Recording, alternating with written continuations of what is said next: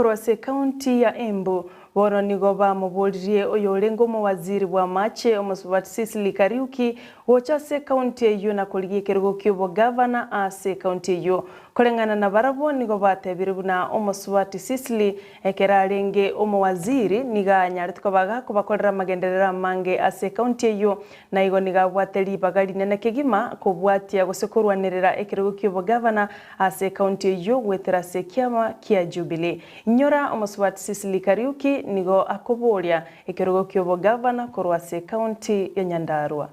Kuna dada yetu ambaye alipewa kazi mzuri na kuaminika na president wa Kenya anayeitwa Uhuru Muigai Kenyatta. Alimwamini akampea kazi ya health, tena akamwamini akampea kazi ya health, akamwamini akampatia kazi nyingine.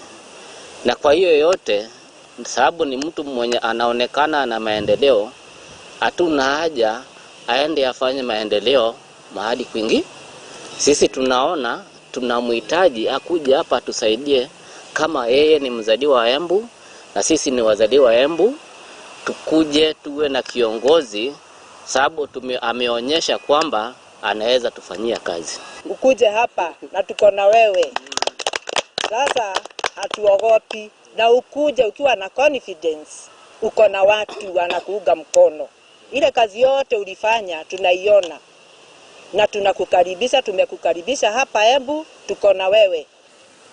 Madam Cecily Kariuki, kama watu wa Nyandarua wamekukataa ama unasumbuliwa huko, kunja hapa Embu County usimame kama governor wa Embu County. Hata sheria wakati wa kufungiliwa wa kunini, hata masaa ya kusema ni wapi utasimama ama ni kiti gani utasimama, bado huyo muda huko. So welcome back home.